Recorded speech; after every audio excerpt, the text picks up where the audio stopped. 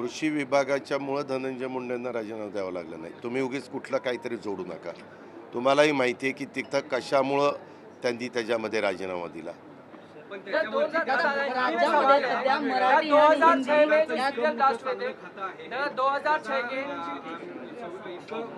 Department आहे जे महसूल विभागापाठोपाठ मानलं जातं राज्यामध्ये. 2006 के एकेकाला विचारतो ही कुठली पद्धत झाली तुमची? इथं पहिलं मराठी इथं चालतं.